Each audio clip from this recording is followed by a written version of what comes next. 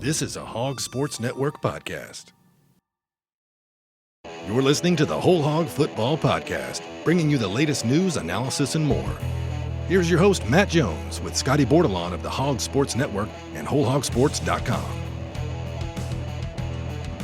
Arkansas is 2-0, but there's some red flags about this team after they beat Kent State 28-6 on Saturday. It was not a very clean game for the Razorbacks. They were just kind of felt like they sleptwalked through the first half. And we mentioned on the podcast last week, I don't know that we ever meant for it to come to fruition, but we talked about if Arkansas sleepwalks through the game against Kent State, they ought to be able to win the game still because of the difference in talent. And I think Kent State got Arkansas's attention and they got a better game from the Razorbacks in the third and the fourth quarter, but they just did not look very interested in playing early on against Kent State. And it was a lot closer for a lot longer than I think anybody expected for it to be. Arkansas came in as a 37.5-point favorite. They end up winning by 22. The game was never really in doubt, but you just didn't like the way that Arkansas played. We'll go over it today with Ethan Westerman and Scotty Bordelon and Matt Jones. Scotty, let's start with you. Just your overall takeaways from that game. Yeah, it wasn't very pretty at all. I don't think anybody's going to disagree with that whatsoever. It was, I thought it was kind of a weird game. And, Sam Pittman brought up the point about, Kent State kind of going to a four corners type offense. I thought it was an interesting analogy, but you look at the box score at halftime and Arkansas is up, but Kent State's had the ball for over 20 minutes. And they're really limiting the number of possessions that Arkansas had. And it was a pretty good idea because, like, if you're limiting a potentially explosive offense, but the offense was struggling. So they were kind of playing keep away a little bit. I think Kent State had the ball for, all but, maybe a couple minutes in the first quarter. But then in the second half, I think it kind of flipped. I don't think it was intentional on Arkansas's part. I think they would rather, not have to use 15 plays and 12 plays and eat up, 7 or 8 minutes of the clock to score.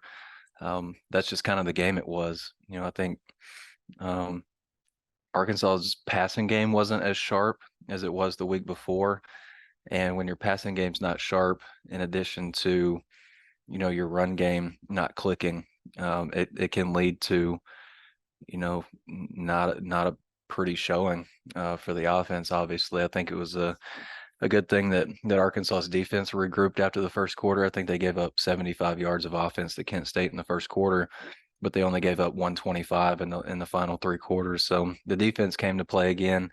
It was a good thing because Arkansas's offense was not sharp. I think, I've been tracking Arkansas's offense series history. In week one, they had the ball 12 times. And then against Kent State, they had 9 possessions, but they had an end of half possession in each half. So really they only had the ball for, 7 legitimate possessions. So it was, it was an interesting game. And, I think they're going to go back and look at some mistakes, and they definitely got to get it cleaned up for BYU, who obviously will be a much greater test than anything they faced the first couple weeks. Ethan, you went down and talked to Kenny Burns, Kent State's coach, after the game Saturday. And if you didn't know any better, you would have thought Kent State won the game based on how happy he was with his team's performance after they lose by 50 in the first week and how disappointed Sam Pittman was with the way Arkansas played. Yeah, no, he was, I mean, he made sure to make it clear he did the coach speak of like, oh, we came to win, no moral victories, that type of vibe. But you could tell he was pretty pleased with what he saw. I mean, you think about that first half, you're in Antonio Greer pick six and a funky touchdown pass from KJ Jefferson away from Arkansas, probably trailing in that game. Going into the halftime. Kenny Burns, he did say that he really thought it was a tale of two halves, though. Kent State owned the time of possession in the first half. I think they held the ball for roughly 20 minutes. Second half, though, Arkansas kind of just completely flipped that script, like Scotty alluded to. Just Arkansas, I think, had 4 drives in the second half. It started off with that 4th down attempt that was a turnover and downs that set up that short field for Kent State that they came up empty on. But aside from that drive, Arkansas just had long, sustained drives and bled the clock. Their next 2 possessions were really time-eating touchdown drives, and then they probably would have scored on that last one had they had a little bit more time. So it seemed like, yeah, Arkansas cleaned up some things in the second half, really tried to establish, its run game a little bit more. But yeah, I think overall the vibe in Kent State's locker room was, hey, we just did way better than we did the week before. I mean, if you watch that UCF game, they they didn't look competitive in it. So yeah, I mean, red flags definitely for Arkansas, especially just with that start. And if probably a focus thing. You mean if receivers are dropping passes like that, like we saw, um, a lot of times that's just a focus thing. So yeah, was not expected by me to have a game that close, but it seems like Arkansas did make those proper adjustments there in the second half. It felt to me like Arkansas kind of came into this Kent State game with the same maybe game plan that they had against Western Carolina the week before, which was to not show your hand, to be, vanilla is kind of the term that you hear thrown around offensively, maybe to a certain extent defensively too. And, really come in with a small playbook and try to beat Kent State with just kind of this, baseline package of plays. And it worked against Western Carolina, worked quite well. They got up to a big lead at halftime in that game. But it did not work against Kent State. And, so I mean, I think that as you look at Arkansas, from an offensive standpoint, especially because of all the problems they've had running the ball, I don't know that we've really seen the full Arkansas offense. I don't know that we've even come close to seeing the full offense yet, just because I think they thought that they could get by through these first two games with, even Sam Pittman alluded to this after the game. He said the plan was not to run KJ Jefferson. They had to make a decision at halftime that they were going to run him, or they knew that they might not be able to score a lot of points without that threat of the run game. And I just think the threat of the quarterback run game really changes this offense. And so, yeah, Scotty, what do you think? I guess where I'm going with this, I just don't know what to really think about this offense yet, because I don't think we've even come close to really seeing what they're capable of doing, because we're seeing them withhold so much. Yeah, I tend to agree with that. I think for one, I don't think we have seen the full offense, but I think like the full offense includes like an unlocked KJ, don't we think? Like that's part of what makes the offense dangerous is, KJ's ability to just, take a snap and, barrel forward for yards that you need, and, to kind of cut him loose in the run game. I think if Arkansas, and this may be like a post week 2 overreaction, but I think if Arkansas wants to, have really, really good success on offense throughout the year, I think you've kind of got to cut KJ loose. You know what I mean? Because I don't, I think the next maybe walkover game per se on Arkansas' schedule is late in the year now. And so you look at, the first couple of weeks not being able to run the ball real well, KJ can, if you put the ball in his hands, he can make things happen when there's not really anything there. I think KJ is going to have to be an important, vital, big piece of the run game moving forward, especially, you're going into this week without Rocket again. And,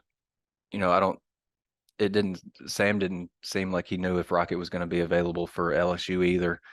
So I think, and I really don't even want to bring this up, but I was talking yesterday with somebody that we work with, and I'm just like, when Auburn had a Cam Newton, they used all of Cam Newton, you know what I mean? And that's part of what brought them the success that they had. And, when Texas A&M had Johnny Manziel, they had their big year, the year that, he won the Heisman, and, they went into Alabama and won a game. He was fully unlocked, and they just kind of let him, do what he was best at. I think Arkansas's maybe now is the time that they're going to have to just let KJ be KJ. And, we heard a lot in the preseason about, you're probably going to see KJ throw more this year. I don't have any doubt that, they're going to turn him loose in the passing game too. But I think if Arkansas's offense is going to hit its full potential, I think it's got to be with KJ Jefferson that's unlocked in the running game. Like, I just don't think at this point, I should say at this point, that, Arkansas can hit stride in that run game without KJ being a big part of it. Yeah, I don't think there's any doubt. They've got to have him running the ball. They've got to get more RPO, I think, into their offense. We just haven't seen that RPO threat very much. You started to see a little bit in the second half of the Kent State game, but it certainly didn't exist in the first half of that game, and really didn't see it in the first game against Western Carolina, with the exception of what I think was going to be a called run for Dominic Johnson, and Jefferson pulls it away and runs it in himself, Ethan. Yeah, and Kenny Burns did talk about after the game that he thought that was just a really good adjustment that Arkansas made, was running KJ. He said that they were, adding one in the box to try and take away Arkansas's run game. So Arkansas in the second half used the running back as the lead blocker and ran with KJ. And I heard KJ say in the post game that he kind of likes, that first pop. It kind of gets him going the first time he's hit. So I agree with Scotty. I think it's one of those things where it's like, if the running game is part of what gets KJ going and what makes him, the quarterback that he is, I'm not sure. I get it. You don't want to put his body on the line probably as much as last year. You saw that if he was out of the game, Arkansas didn't really stand a good chance to win. But you brought in Jacoby Criswell, who the coaches seem extremely confident about if it has to come to him. I just think that if you take away KJ's run game, kind of something that he even says gets him going, as much as maybe people are fearful they might, I just don't know if that's the right move. One more thing before we get maybe to some more positive aspects of this game for Arkansas. Scotty, you and I look at the Pro Football Focus stats every week, or the grades. You look at it a lot closer than I do, but I was looking through it over the weekend, and the offensive line grades really were not that bad, at least, for some of the individuals from this Kent State game. What do you think the disconnect is between what those grades were and what we saw on the field? Because there something doesn't jive with the PFF grades and 308 yards of offense against a team that gave up 723 the week before. Yeah, I don't really know. That's a good question. I mean, I honestly don't know how PFF grades. But again, you look at the guy that's graded the highest is Patrick Kudus, and then Bo Limmer, and then Josh Braun, Brady Latham, and Devin Manuel in that order. I think it could be just kind of the fact that, like, I don't think the offensive line, I think has gotten a lot of heat in the first 2 weeks. Did again last week, just because I think a lot of people had a perception, and probably rightfully so, that Kent State just wasn't that good. Mm-hmm. But it could be a fact that just like, Arkansas didn't have that many chances to score the ball, to be honest. And so maybe, I don't know. I don't even know where I'm really going with this, but I don't think that Arkansas's offensive line played that bad. It's just that we didn't see them playing a whole lot, outside of the second half. I don't really know. It's crazy to me that, Arkansas really only had like 7 true possessions in that game. And I don't know. That's a good question, Matt. I'm far from an offensive line expert, and Sam Pittman obviously knows a lot more than I do about it. But regardless, I think the offensive line's got to improve. And Sam, after the game, he was getting a lot of questions about the offensive line and the run game. And I think it was like the third question that he'd gotten about it. He was just like, guys, look, I've been doing this for over 30 years and, kind of know what I'm doing. And I think we'll get it figured out. But, I think there might still be some shuffling to do on the offensive line. And at a certain point over the weekend, maybe I was bouncing it off somebody I was sitting next to, may have been Ethan or Tom. I was wondering if there was a world in which Arkansas's best 5 up front includes Bo Limmer not playing center. Mm-hmm. You know what I mean? Because he was naturally the right guard last year, and you've got a guy that you recruited, I think, from a junior college, Amari Wiggins, who's I think the backup option at center, if I'm not mistaken. I can't remember what the depth chart looks like. I don't know, maybe that was an overreaction, and maybe you just got to give these guys some time to gel because, last Saturday was the first time that, your starting unit was playing, or the starting unit that you at this point prefer to be your starting unit. It was their first time playing together, in real life game. So maybe that's Mhm. going to take some time for those guys to gel. Well, Pittman did say after the game, he said, guys, the reason we're not running the ball doesn't have anything to do with the offensive line. I didn't really expand on that, but he did kind of maybe give a couple of brief little glimpses maybe into what his thought process was. He mentioned that there were some kick out blocks where the running back didn't follow the blocker the way they were supposed to. There's so many little subtleties, I think, to running the ball and offensive line play that sometimes it's easy just to blame the line when we don't really know what all is supposed to happen in a play. I think that there's something to what you said about the fact that the five best linemen have not had a whole lot of time together because you had Latham out with an injury, uh, concussion, we think, during the preseason that caused him to miss also that first game against Western Carolina. Kept him out of practice for a certain number of days. You had Devin Manuel start the preseason as the first team tackle. Then he goes out with concussion protocol, doesn't get to practice some other days because of an ankle injury. Andrew Chambly steps in there. And so there hadn't been just a whole lot of continuity, I think, between those front five. And I talked to Limmer and Latham during the summer for a story about how comfortable they are playing together. And that was something that they mentioned to me, was that they're interested to see how this is going to go during the preseason, because in the past, those players, the two of them and Ricky Stromberg and Luke Jones, and I mean that those guys knew each other. They'd played together for a long time, and they were interested to see how this was going to go because there was not that kind of familiarity there between them. And I think that maybe that's something that has to build over the next couple 3 weeks. One other thought on Limmer at center. It does not look like he is as comfortable at center as it looked like he was at guard last year. He's had a couple of snaps that have, obviously gotten away from him. And then I'm not watching him every play, but I noticed some plays the other day where, he just missed the guy in front of him. I almost wonder if sometimes, I think center is probably one of the toughest positions to play along the line. And I almost wonder if maybe there's just maybe a little bit of overthinking going on there. You're thinking about the snap and it's causing your get off time to be delayed. I don't know. I do think Wiggins is the backup center there. And, I've had that thought. I wonder if Limmer may at some point move back to guard because it would allow them to get their five best offensive linemen on the field because of that move. I don't know if that's what happens, but it's certainly something I've thought about. I think that they do think that Limmer's future is as center in the NFL, and so you want to get him as many snaps at that position as possible, but you also have to weigh that against winning games. The Whole Hog Football Podcast is sponsored by Kindle King, design, displays, signage, KindleKing.com. That's KENDALKING.com.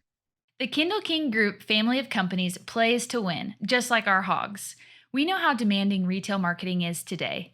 From digital omnichannel creative services, through in-store signing and displays, and finally to social influence, we've got you covered. Our KKG Inc. family of companies, Kindle King, Shopcart Creative, and Soapbox Influence are winning with multiple retailers and brands. We play to win and will be a winning partner for all your retail marketing service needs. Go Hogs!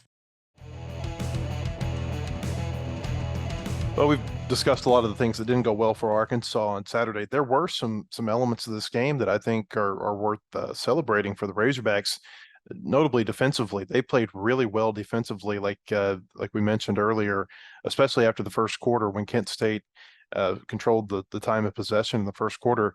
After that, Kent State had a hard time keeping its offense on the field. It finishes with just 200 yards of offense. They run for 26 yards on 36 attempts. It's a 0.7 yard per carry average. They did complete a good number of their passes, but they also got sacked on about a third of their drop back attempts. Arkansas finishes the game with 7 sacks. Defensive line, I thought, looked really good for Arkansas. And I don't know that we've seen them really get challenged yet because, Kent State, Western Carolina, they don't have the guards or the tackles that are going to be anywhere near what Arkansas is going to see, probably even starting this week with BYU, but certainly the week after when they play LSU and A&M, Ole Miss, Alabama in consecutive weeks. But I think the defensive front for the type of competition they played, Scotty, has looked pretty good.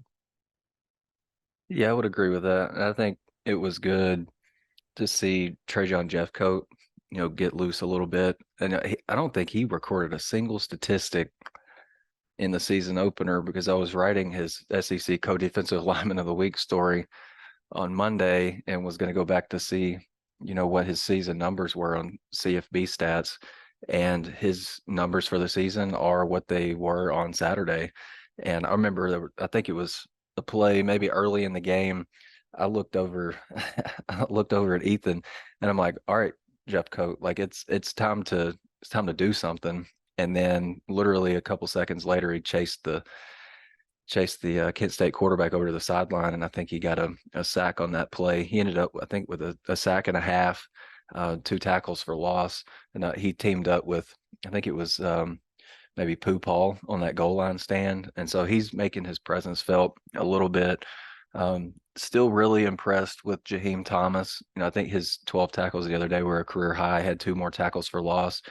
I think he's a guy that, I talked about it maybe last week. He's got a lot of know-how at linebacker, and I think the addition of him and at linebacker has been a big deal, especially with Chris Paul, being hampered a little bit with that MCL injury from the preseason. That's been really, really important to me. I think he's one of 3 guys in the SEC right now with at least 20 tackles, and the 2 guys that are ahead of him play for Vanderbilt, who's played 3 games. So he's been really productive. Sam's been high on him. I think he said he's been their best guy at linebacker, their most consistent. Yeah, he's been pretty good. And I think Arkansas did pretty well in the pass game, considering they didn't have Dwight McGlothern out there, but for 1 snap. I think the biggest thing in the passing game was they let the Kent State tight end get into the flat a couple times. And then there was the deep ball that Keon Stewart gave up. But other than that, I think Keon Stewart played fine, and I was honestly really surprised that he was the guy that rolled out there last weekend, given the trouble he was in, just a little bit over a week ago. But it seems like, I guess, he's making amends for the mistake that he made ahead of the opener, and we'll see if Nudie is able to go this weekend. He's dealing with a turf toe, and he was back at practice on Monday. I thought he looked to be moving fine.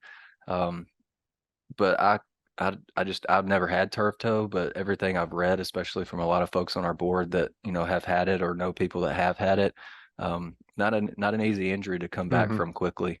So we may see a lot more Keon Stewart this weekend if Nudie's not able to go. But I think anytime you give up, 200 yards of total offense in a game, I think that should be commended. I think anything with your feet is tough to come back from, whether it be turf toe, plantar fasciitis. It seems like anything that involves your foot, injury wise, is really hard to come back from. On that deep ball that Stewart gave up, I don't know that he could have played it a whole lot better. That was just a great throw and catch by the Kent State receiver. And to Scotty's point, the expectation is that McGlothern will probably be back for this weekend's game against BYU.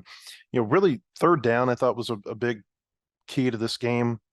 Gets overlooked a little bit, but Arkansas, they go 9 for 14 on third down. That's a pretty good number against Kent State. They were 1 for 2 on fourth down. The miss was the negative running play by Dominic Johnson early in the second half. The make was a keeper by KJ on a 4th and 2 that extended one of the touchdown drives after halftime. And on the flip side, Arkansas got off the field on third down quite a bit after the first quarter. And Ethan, I think, we talked about this a lot. One of the key reasons was the pass rush on third down. 4 of Arkansas's 7 sacks came on third down. Yeah, Kenny Burns said that they're a team that they just need to stay on schedule. They're not, if they get in a 3rd and long, they're just not a drop back team. They have 5 new O linemen. Their center he's a freshman. They don't do well in drop back situations. So whenever Arkansas was able to get them in those, I think specifically back to that drive right after half, whenever Arkansas, I think Sam said that he should have gone with the Sam-alytics or whatever he said. Whenever Arkansas went for it on 4th and 2 in their own territory and gave it back to Kent State,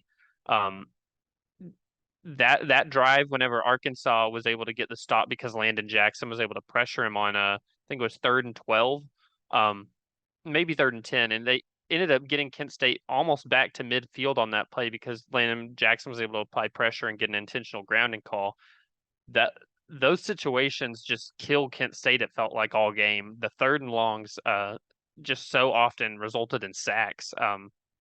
So yeah, I think that Arkansas, you kind of have to be pleased with the D-line play through 2 weeks. I know I've seen some people kind of ratting on the D-line a little. I just don't really know what they're seeing because it seems like they've kind of been the difference maker so far through Arkansas's 2 games. They've applied a lot of pressure. I've been impressed with Keevy Rose too. I think that I just feel like all the time looking up and saying, "Oh, Keevy Rose just made another play."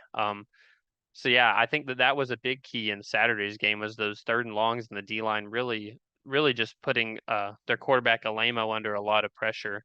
Also, I think that it was impressive to see again, another linebacker get a pick six the way that Antonio Greer did on Saturday. Yeah, I think that was his first ever snap as a Razorback, and just the way that he timed that pick and brought it to the house was kind of cool to see. Arkansas is one of, I think, 5, maybe 6 teams in the country that have 2 defensive touchdowns so far through 2 weeks. So Mhm. I think so far you have to be really impressed with the defense collectively. I mean, they've done their job. Whenever you're allowing 19 points through 2 weeks combined, I mean, I don't really think you can lay much blame on the defense. Greer, the perfectly timed jump, and then the ability to catch the ball and outrun the opposing players with, I guess he's been dealing with a quad injury, but that was kind of impressive on his part. I mentioned this the other day. We got those pictures of him from that play. He looks like he's straight out of maybe like a Joe Kynes defense in 1991 or something. He's got the midriff. You can see his belly. He's got the cowboy collar. He looks like an old school linebacker for the Razorbacks. That's by the way, that's the first time Arkansas had back-to-back games with a pick six interception since 2016. Brooks Ellis had the one against TCU. That was such a big play in Arkansas's win down in Fort Worth. And then the week after, Ryan Pulley had one against Texas State.